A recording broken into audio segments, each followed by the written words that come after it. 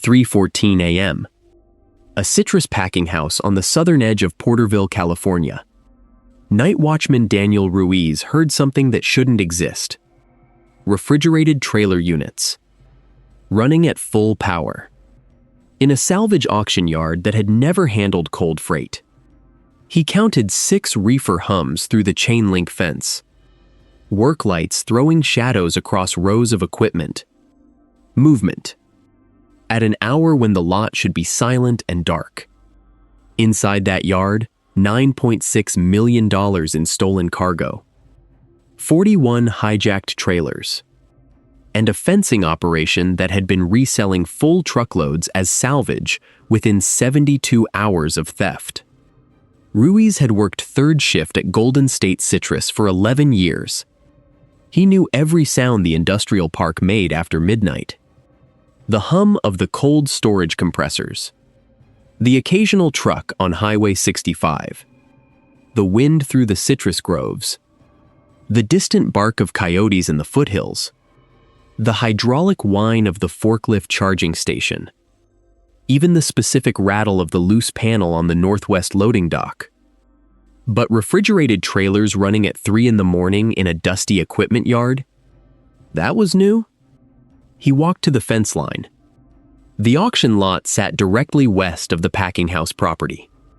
During daylight hours, it looked like any other rural salvage operation. Rows of farm tractors. Irrigation equipment. A plywood auction ring under a corrugated roof. A hand-cranked bell that started bidding every Saturday at 9 a.m. Ruiz had driven past the place 100 times. Never thought twice about it.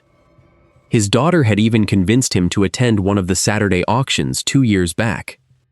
She wanted a used tractor for her boyfriend's landscaping business. They'd bought a Kubota for $3,000. Clean title. Fair price. The whole transaction felt legitimate. Now he stood at the fence and watched. 2 men moving pallets under a single work light. Shrink wrap catching the glare. A box truck backed up to a refrigerated trailer. Deliberate. Efficient. Wrong. The men wore dark clothing. No company logos. No reflective safety vests. One operated a pallet jack. The other directed placement with hand signals. They moved like professionals. Fast but careful. No wasted motion. No conversation. Ruiz noticed something else. The trailers had no company markings. Most commercial reefer units displayed fleet logos. Cisco. U.S. Foods. Walmart. These were blank white. Fresh paint. No road grime. Like they'd been scrubbed clean. He pulled out his phone and took 3 photos through the fence. The quality wasn't great. Chain link mesh in the foreground. Distance and darkness. But he got clear shots of the trailer numbers and the box truck's rear plate. Then he called the Tulare County Sheriff's Office non-emergency line. Dispatch answered on the 3rd ring. Ruiz explained what he was seeing. The dispatcher asked if he felt threatened. He said no. She asked if he saw weapons. He said no. She told him a deputy would respond when one became available. Current wait time, approximately 45 minutes. They were handling a domestic disturbance call in Early Mart. Ruiz stayed at the fence and watched. The men finished loading the box truck in 18 minutes. They secured the rear door with a padlock. Then they drove away. No headlights until they reached Highway 65. The work light in the yard stayed on. Ruiz walked back to the packing house office and waited for the deputy. That call would unravel a cargo theft network that had been operating across 7 western states since late 2024. A network that moved stolen freight through one of the least suspicious venues imaginable, a weekend farm equipment auction. February 2025. FBI Sacramento Field Office. Cargo Theft Task Force. Special Agent Carla Vega reviewed incident reports from a dozen California counties. The pattern was consistent. Full truckloads disappearing from distribution centers and truck stops. Electronics. Pharmaceuticals. High-value consumer goods. Stolen in the early morning hours. Never recovered. National cargo theft losses had more than doubled to $304 million in the second quarter of 2026. California accounted for 31% of reported incidents. Vega had joined the Bureau in 2017. Degree in Logistics Management from UC Berkeley. 6 years working cargo fraud cases in the private sector before she applied to Quantico. She understood supply chains. Manifests. Transportation networks. The legitimate side and the criminal side. Her team tracked stolen trailers through a patchwork system. Vehicle identification numbers. GPS pings when thieves failed to disable trackers. Manifest databases. License plate readers at weigh stations. Insurance claims filed by freight companies. Employee tip lines at major retailers. Most stolen trailers vanished within 48 hours. Repainted. Renumbered. Sent to chop shops or resold through gray market brokers operating out of Mexico or Nevada. But a subset of cases showed something different. Trailers that disappeared and then reappeared months later at legitimate businesses. Same VIN, different paint. Different operator. The freight long gone.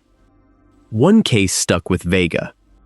A refrigerated trailer stolen from a Best Buy distribution center in Fresno on August 6, 2026. $25,000 in electronics. The trailer pinged a license plate reader near Porterville 43 hours after the theft. Then went silent. 2 weeks later, a logistics company in Bakersfield bought a used reefer trailer at auction. White.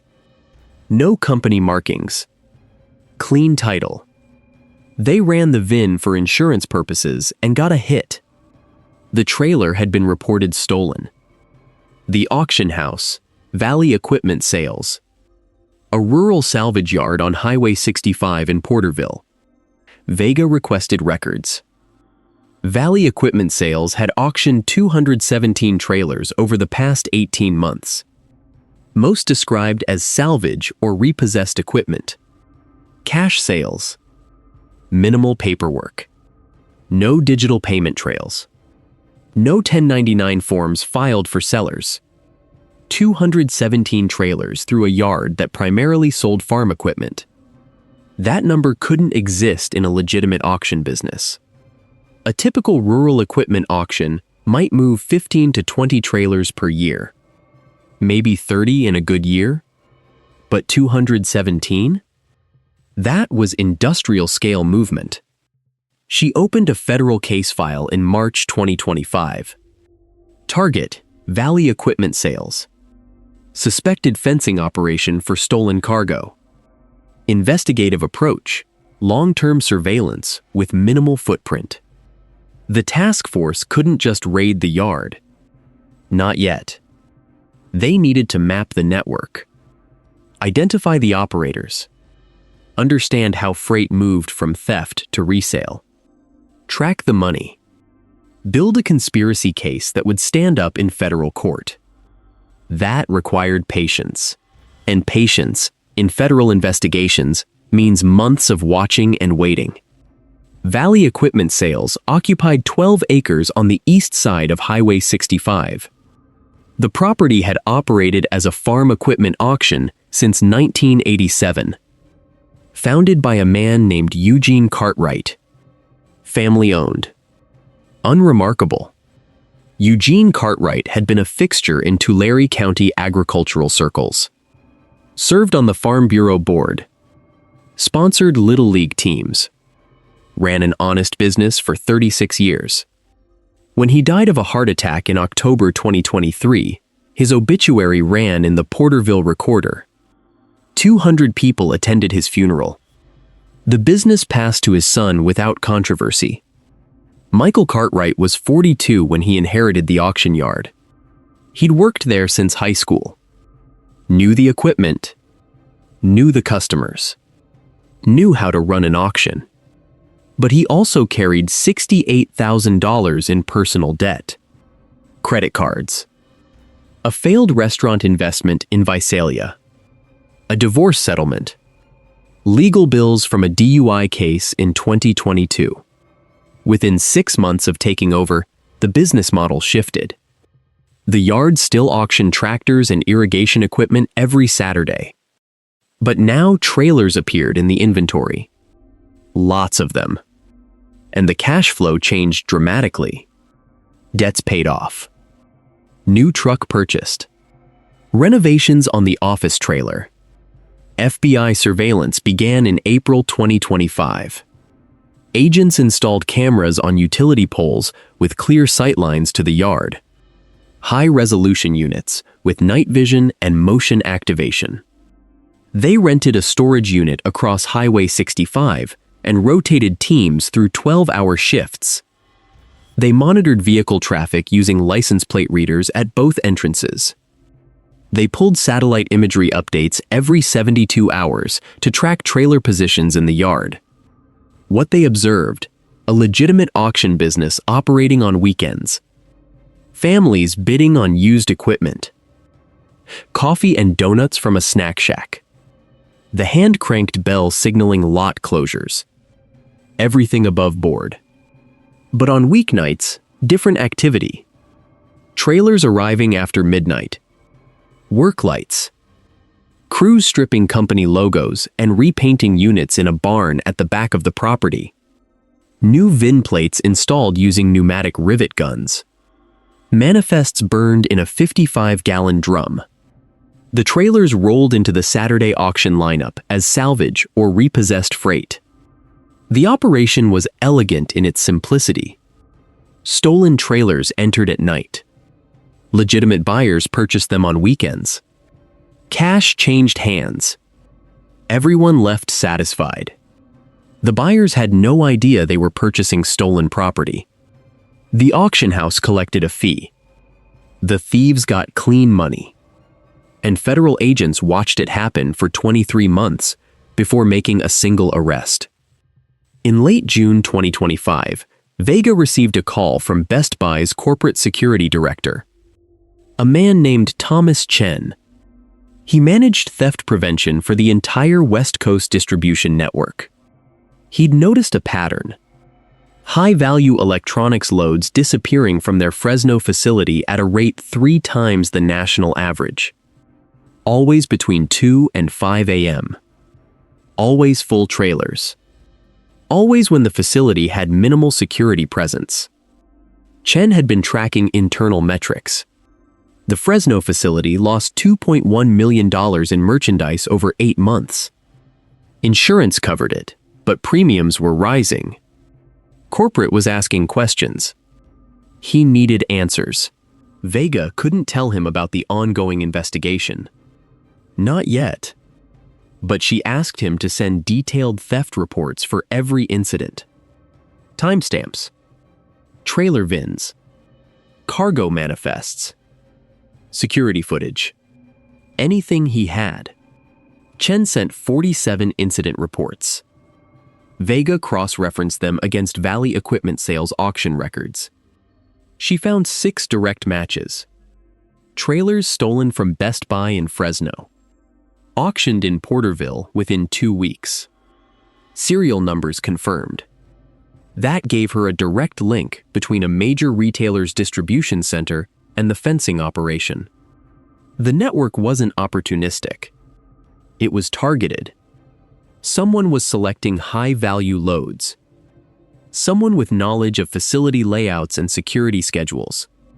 Vega suspected an inside connection. She asked Chen to audit recent terminations and disciplinary actions at the Fresno facility.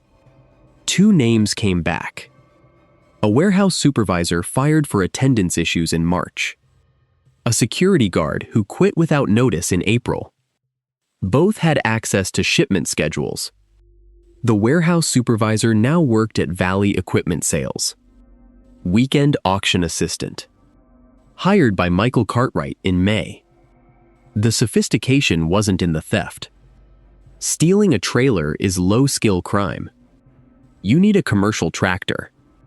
A fifth-wheel hitch. 30 seconds of unmonitored time. The sophistication was in the laundering. Valley Equipment Sales gave stolen trailers clean paperwork, auction receipts, bills of sale, documentation that satisfied insurance companies and fleet operators. The puzzle was obvious.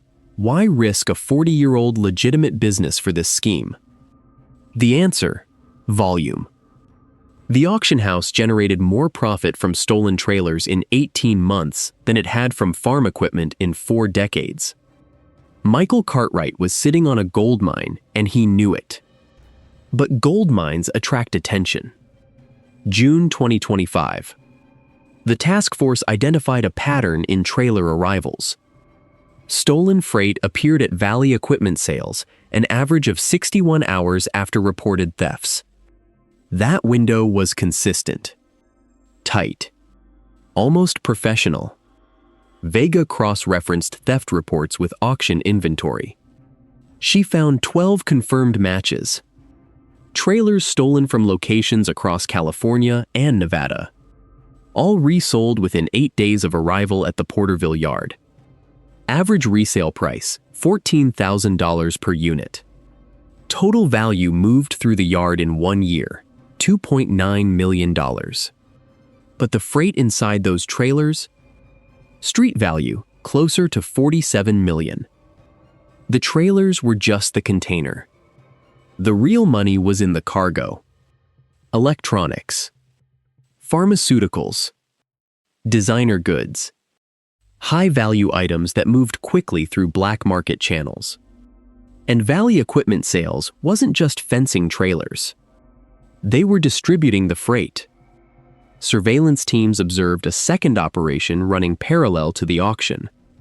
Sealed cargo containers arriving on flatbed trucks. Offloaded into the barn. Hours later, box trucks departing with loads wrapped in unmarked shrink wrap. No auction. No receipts. Just direct transfer.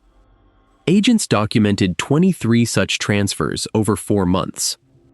They photographed license plates, tracked box trucks to destinations in Los Angeles, Phoenix, Las Vegas, and Reno, identified receiving warehouses, built network maps showing distribution chains reaching from Porterville to 6 states.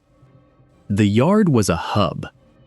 Stolen freight came in on refrigerated trailers, got sorted and repackaged in the barn, left on smaller trucks, bound for distributors who asked no questions and paid cash. One small rural auction house was moving more stolen product than some cartels. Vega briefed her supervisors in August 2025. She recommended immediate takedown. Arrest Cartwright. Seize the property. Shut down the operation before more freight disappeared. Her supervisor said no. Not yet. Why? Because they didn't have the full network. They had the auction house. They had surveillance footage of repainting operations. They had 12 confirmed stolen trailers. But they didn't have the thieves. They didn't have the buyers. They didn't have the distribution chain locked down. Federal prosecutions don't chase small wins. They chase conspiracy cases. Racketeering. Multi-defendant indictments that dismantle entire networks. If they arrested Cartwright now, the rest of the operation would scatter. New auction houses would open. New routes would form. They'd win one case and lose the war. So Vega kept watching. And the operation kept running. That's the obstacle nobody talks about in these cases. The hardest part isn't gathering evidence. It's deciding when you have enough. Move too early and the network scatters. Move too late and more crimes happen on your watch. There's no perfect moment. Just the least bad option. Vega chose to wait. And that decision would later be questioned in congressional oversight hearings. September 2025. Undercover agents began attending Saturday auctions at Valley Equipment Sales. They posed as independent truckers and fleet managers. They bid on trailers. They paid cash. They documented every transaction. One agent, posing as a freight broker from Modesto, struck up conversations with Michael Cartwright. Casual. Friendly. Asking about the source of the trailers in his inventory. Cartwright's answer, repossessions and insurance liquidations. He had a guy in Nevada who bought distressed assets from finance companies. Clean titles. Good prices. High turnover. He gave the agent a business card with a Las Vegas phone number. Said if you need volume, call this guy. Best prices west of the Mississippi. The story sounded plausible, except the task force had already verified that no such broker existed in Nevada. The phone number went to a disconnected voicemail box. The finance companies Cartwright referenced had no record of selling him equipment. The titles were forged using templates stolen from a DMV contractor in Reno. Cartwright was lying, but he was good at it. Confident. Details ready. Never hesitated. Never contradicted himself. He'd practiced the story until it sounded natural. The undercover agent bought 2 trailers over 6 weeks. Paid $28,000 cash. Got clean bills of sale. Drove them to an FBI facility in Fresno, where forensic teams documented every modification. Paint samples. VIN alterations. Residual cargo traces. Everything that would stand up in court. October 2025. A second development. California Highway Patrol pulled over a box truck on Interstate 5 near Bakersfield. Routine traffic stop. Broken taillight. The driver consented to a search. Inside, $243,000 in shrink-wrapped electronics. Still in Best Buy packaging. Still tagged with Fresno facility inventory codes. No manifest. No bill of lading. The driver claimed he was delivering goods for a warehouse in Los Angeles. Couldn't provide a name or address. Had no contact number for the person who hired him. Said he got paid through Venmo. $500 per run. No questions asked. CHP seized the truck and detained the driver. FBI agents interviewed him the next day. The interview lasted 6 hours. The driver was 24 years old. Unemployed. Living in Delano. He'd been running loads for Valley Equipment Sales for 3 months. Didn't know what was in the boxes. Didn't ask. Just drove where they told him and collected cash. He gave up a name, Michael Cartwright. Described the auction yard in detail. Described the barn where loads got packaged. Described 2 other drivers who ran similar routes. Gave phone numbers. Addresses. Pickup schedules. That box truck connected the yard directly to cargo distribution. Not just fencing trailers. Not just repainting equipment. Active distribution of stolen goods across state lines. Interstate commerce violations. Federal jurisdiction locked in. Vega now had her conspiracy case. She briefed the U.S. Attorney's Office in November 2025. She presented surveillance logs. Financial records showing $2.9 million in auction revenue with no corresponding tax filings. 12 confirmed stolen trailers. 1 box truck seizure. Testimony from the Bakersfield driver. Undercover transaction records. Network maps showing distribution across 6 states. The U.S. Attorney authorized a federal search warrant. Target, Valley Equipment Sales. Scope, the entire 12-acre property. Buildings. Vehicles, financial records, digital devices, anything connected to the operation. Timing, to be determined. Vega wanted to move in December, before the holidays, before the network could shift operations or destroy evidence, before word leaked and suspects disappeared. But then, the night watchman called. January 7th, 2026, 3:14 a.m. Daniel Ruiz stood at the fence line between Golden State Citrus and Valley Equipment Sales. He watched two men offload pallets from a refrigerated trailer. He took photos. He called the Tulare County Sheriff's Office. A deputy arrived 23 minutes later. Took a report. Drove past the auction yard. Saw nothing unusual by that point. The work lights were off. The reefer unit silent. The men gone.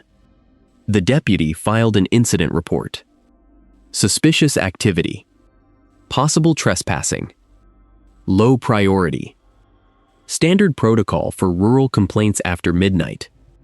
That report hit FBI databases the next morning. Flagged because Valley Equipment Sales was already under active investigation. Vega read it within an hour. She realized something. The watchman had observed mid-theft activity. Cargo being transferred at 3 in the morning. That meant fresh stolen freight was sitting in the yard right now. Probably still loaded in trailers. Probably still tagged with origin manifests. Probably still trackable to recent thefts. If they moved now, they could catch the operation in the act. Was stolen goods on site. Suspects present. Evidence fresh. The kind of seizure that made airtight cases. Vega called Tulare County Sheriff's Office. Then California Highway Patrol. Then her own field office. She requested a coordinated raid for First Light. Same day. 8 hours to plan a multi-agency takedown. Most operations take weeks. This one had to happen before the freight disappeared. Sometimes you don't get the perfect moment. You get the moment that forces your hand. And you make it work. Vega assembled a tactical team by 7 a.m. 12 FBI agents. 8 Tulare County deputies. 4 CHP officers. 2 K-9 units. Air support from a CHP helicopter. Evidence technicians. Crime scene processors. A mobile command unit parked 3 miles south on Highway 65. The plan, simultaneous entry at 3 points. Main gate. Back fence. Barn entrance. Secure all personnel on site. Detain everyone. Search every structure. Document every trailer VIN. Photograph everything. Seize financial records. Preserve digital evidence. Risk. If they missed anyone, the network could scatter. If they didn't find stolen goods, the case collapsed. If Cartwright had been tipped off, the yard would be clean. If the freight had already been moved, they'd have surveillance footage but no physical evidence. Vega reviewed surveillance footage from the previous night. The 2 men Ruiz had photographed were still visible in thermal imaging at 4:30 a.m. They'd left the property in a white box truck, eastbound on Avenue 96. No other vehicles departed after that. No personnel visible in the yard after 5 a.m. Odds were good the freight was still there. Odds were good Cartwright didn't know they were coming. At 6:41 a.m. on January 7th, 2026, federal agents and local deputies converged on Valley Equipment Sales. Sunrise was 19 minutes away. Temperature, 34 degrees Fahrenheit. Ground fog across the citrus groves. Visibility limited to 200 yards. The CHP helicopter reached the property first. Circled at 500 feet. Thermal imaging confirmed the layout. 3 structures showing heat signatures. The office trailer. The barn. A smaller storage shed near the back fence. No vehicles moving. No personnel visible outside. Ground teams breached simultaneously at 6:43 a.m. FBI agents entered through the main gate. Rammed the chain link with an armored vehicle. The gate tore free from its posts. 3 SUVs drove into the yard in formation. Agents deployed in tactical gear. Vests marked with FBI insignia. Rifles and sidearms drawn. Voice commands cutting through the morning air. FBI, search warrant. Show your hands. Tulare County deputies cut through the back fence with bolt cutters. Entered on foot through the citrus grove. Secured the barn from the rear entrance. Swept the interior with flashlights and weapon-mounted lights. Found it empty of personnel but full of equipment. CHP officers blocked Highway 65 at both access points. Stopped all vehicle traffic within a quarter mile. Established a perimeter. Redirected civilian drivers. No one in or out. K-9 units swept the property for personnel. Found 3 individuals in a single wide trailer that served as the auction office. Michael Cartwright. 2 employees. All 3 awake. Coffee brewing on a hot plate. Cartwright sitting at a desk reviewing paperwork. Hands visible when agents entered. No resistance. No weapons. Just surprise. Agents detained all 3. Handcuffed with zip ties. Placed in separate patrol vehicles. Read their rights on site. Cartwright asked for a lawyer immediately. Said nothing else. The 2 employees looked confused. Asked what was happening. One of them started crying. Then the search began. Agents moved through the barn first. Found industrial spray painting equipment. Professional-grade HVLP systems. Racks of VIN plates organized by trailer type. Stacks of forged title documents printed on security paper. Acetone and paint thinner in 50-gallon drums. Pneumatic rivet guns. Grinders. Welding equipment. Tools for stripping company logos from trailer panels. They found a workbench covered in manifests. Shipping documents from Best Buy, Walgreens, Target, Home Depot, Nordstrom. Some recent. Some dated back 8 months. All marked with handwritten notes indicating delivery routes, resale prices, and buyer contact codes. Someone had been keeping meticulous records. Evidence technicians photographed every document in place before collection. Chain of custody forms filled out for each item seized. Everything bagged and tagged and logged into the mobile command database.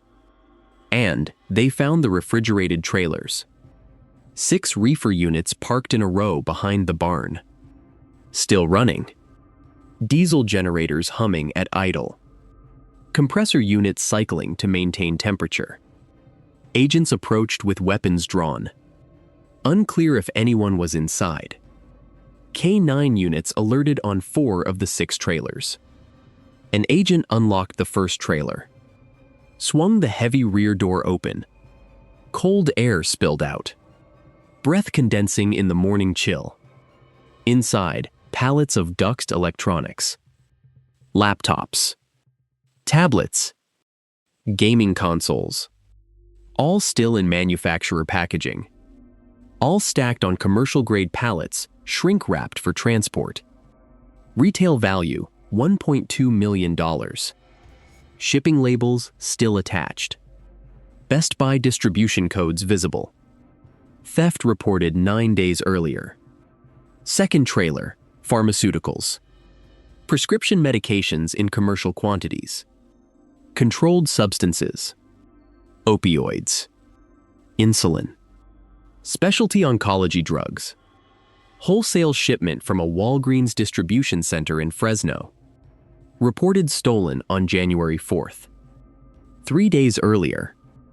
Temperature logs inside the trailer showed proper cold chain maintenance. Whoever stole this knew how to handle pharmaceutical freight. Third trailer, designer clothing. Still tagged. Nordstrom labels. Rack after rack of high-end apparel on rolling garment bars. Leather jackets. Suits. Dresses. Estimated retail value, $470,000. Stolen from a cargo depot in Sacramento on December 28th. 10 days earlier, 4th, 5th, and 6th trailers. More electronics. More pharmaceuticals. More high-value consumer goods. Apple products. Samsung devices. Medical equipment. All traceable to recent thefts across California. Combined value, $9.6 million. All of it stolen. All of it sitting in one yard. All of it 90 seconds away from being distributed across 3 states. The network operated for 18 months with zero federal interference, until a night watchman made one phone call. How many loads moved through that yard before Ruiz heard the reefer units? Valley Equipment Sales wasn't a recent operation. It was a mature, proven system. Only caught because someone happened to be working third shift at a neighboring business. Agents spent 4 hours cataloging evidence. They documented 41 stolen trailers on the property. They photographed every VIN, cross-referenced serial numbers against the National Insurance Crime Bureau database, matched them to federal theft reports filed across 7 states, traced ownership chains back to legitimate fleet operators and retailers. They seized financial records showing $3.7 million in auction revenue over 18 months. Cash transactions logged in handwritten ledgers. No taxes filed. No business licenses for cargo handling. Bank deposits structured to avoid currency transaction reports. Classic money laundering indicators. They seized computers, hard drives, phones, USB drives, everything that might contain buyer lists, shipping schedules, or communications with the theft network. Digital forensics teams would spend months extracting data. They arrested Michael Cartwright on site. Federal charges: conspiracy to commit wire fraud, interstate transportation of stolen property, money laundering, operating a continuing criminal enterprise. Prosecutors would later add 19 additional counts. Cartwright faced a maximum sentence of 60 years if convicted on all charges. 2 employees were detained but later released. No evidence of direct involvement in theft operations. They'd worked the Saturday auctions, ran the snack shack, operated the hand-cranked bell. Legitimate tasks. No knowledge of the night activity. Both agreed to cooperate. Both testified at trial. But 8 other individuals were named in the indictment. The thieves who stole trailers from distribution centers. The drivers who transported stolen freight. The warehouse supervisor who provided inside information. The buyers who knowingly purchased hot goods. And 3 of them were about to make a run for it. At 9:07 a.m., as FBI agents processed the scene at Valley Equipment Sales, a white box truck left a storage facility 6 miles south of Porterville. The driver had been monitoring police radio traffic on a scanner. He knew the raid was happening. He knew federal agents were on site. He decided to run. The truck contained $23,000 in cash, proceeds from recent sales, payment for an upcoming delivery, money that couldn't be explained if questioned. CHP spotted the truck on Highway 65 heading south. Attempted a traffic stop. Lights and sirens. The truck didn't pull over. Instead, it accelerated. Turned east onto a dirt access road, cutting through citrus groves. Speed increasing. Dust plume visible from the helicopter overhead. 2 CHP units followed. Speeds reached 60 miles per hour on a road designed for tractor traffic at 15. Dust clouds obscured visibility. The truck swerved around irrigation equipment and field workers scrambling out of the way. It clipped a wooden fence post. Kept going. At 9:14 a.m., the truck hit a dead end. Orchard Road terminated at a concrete irrigation canal. No bridge. No outlet. Just a 15-foot drop into fast-moving water. The driver had taken a wrong turn. Trapped. The truck stopped hard. 3 individuals exited. Hands up. No resistance. No weapons. Just resignation. CHP officers detained all 3. Searched the truck. Found $23,000 in cash bundled in grocery bags. 2 handguns under the front seat. A laptop in a backpack containing spreadsheets with shipping manifests and buyer contact lists. Names. Addresses. Phone numbers. Transaction histories going back 14 months. That laptop would later tie the Porterville operation to cargo theft rings in Arizona, Nevada, and Oregon. Valley Equipment Sales wasn't an isolated node. It was part of a regional network moving stolen freight through rural auction houses across the West. The laptop contained correspondence with operators in Elko, Phoenix, and Medford. Same business model. Different locations. All coordinated. Michael Cartwright deserved the sentence he received. 22 years in federal prison. No parole. But the buyers who purchased trailers at Saturday auctions? Most walked away with minimal consequences. They claimed ignorance. Said they didn't know the equipment was stolen. Produced auction receipts. Bills of sale. Everything looked legitimate on paper. And prosecutors believed them. That's the gap in the system. The fencing operation gets dismantled. The operators go to prison. But the demand side?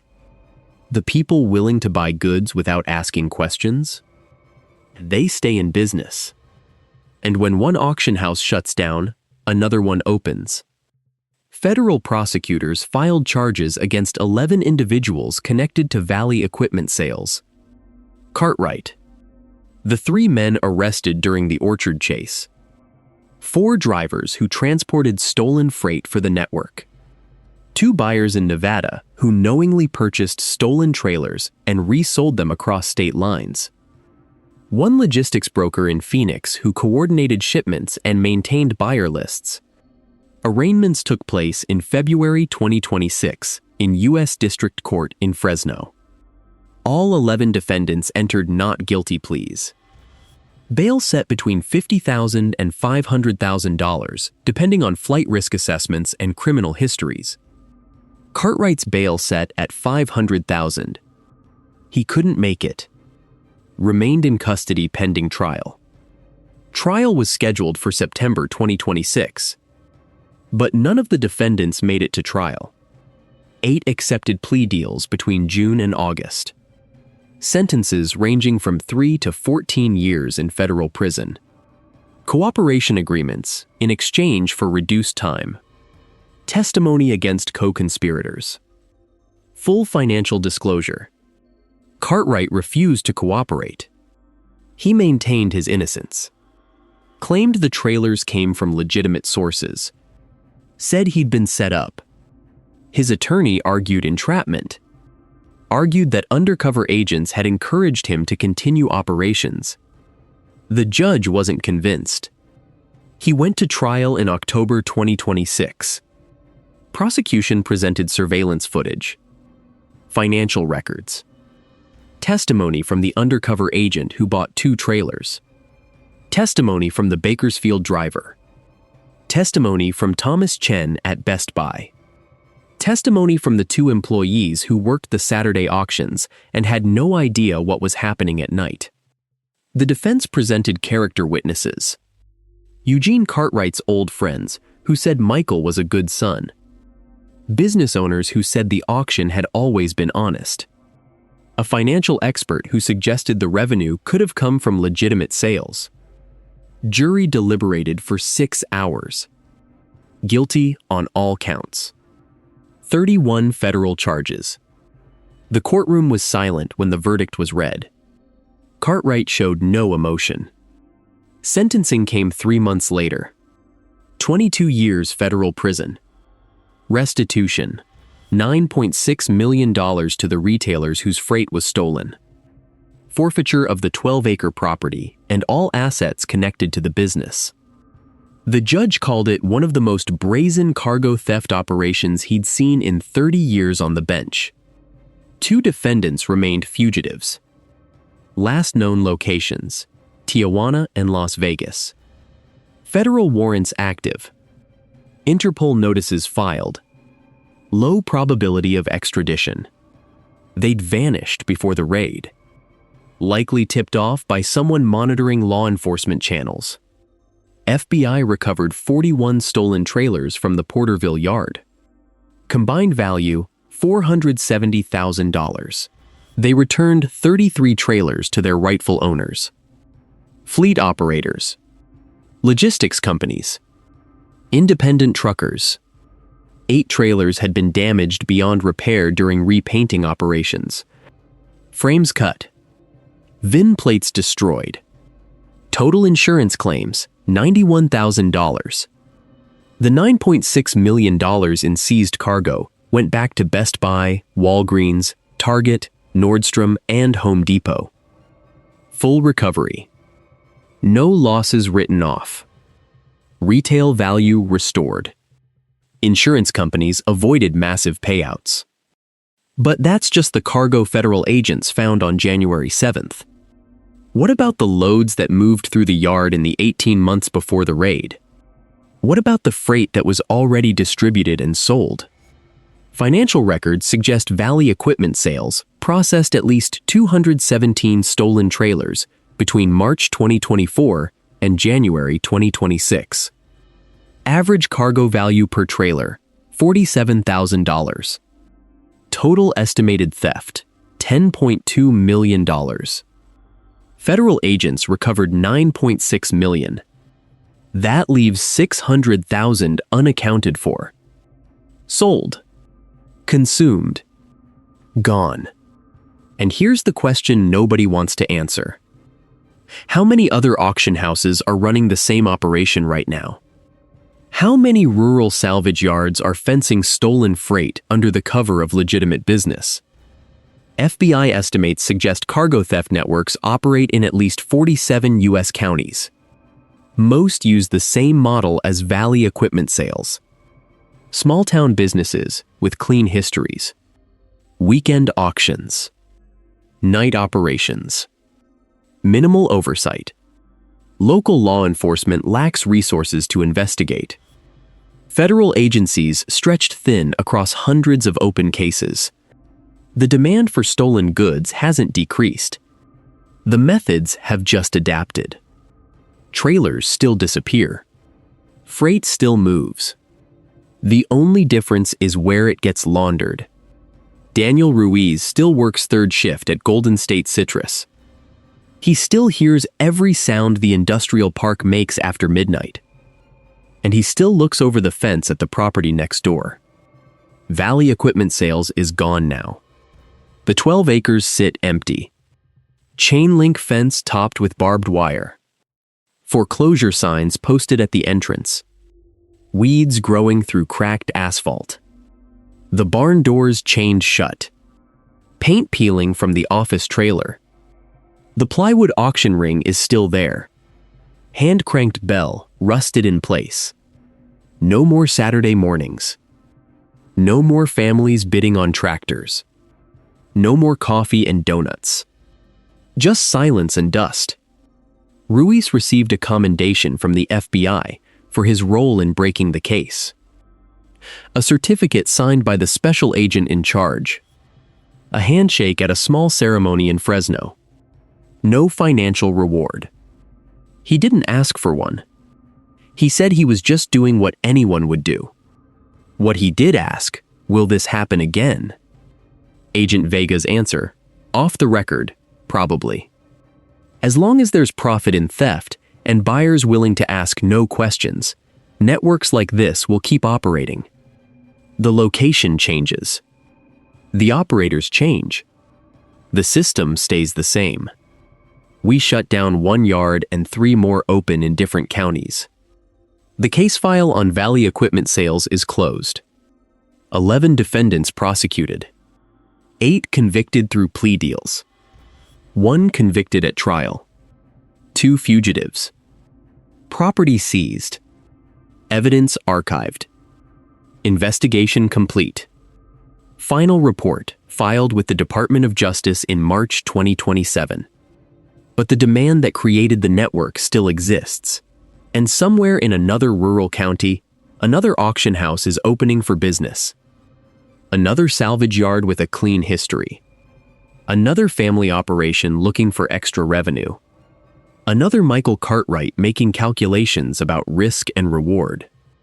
Will tighter oversight of salvage auctions reduce cargo theft, or will the networks just adapt to new methods? The case suggests regulation alone doesn't solve the problem when the profit margins are this high and enforcement resources are limited. The Cargo Theft Task Force that dismantled Valley equipment sales is still operational. Agent Vega still reviews incident reports, still tracks stolen trailers, still builds conspiracy cases. They're tracking new patterns now, new locations, new methods. The work doesn't end. And every time a refrigerated trailer disappears from a truck stop at 3 in the morning, federal agents add another case file to the stack. Another VIN to trace. Another network to map. Another decision about when to move and when to wait. The fight continues. The demand persists. And night watchmen keep hearing sounds that shouldn't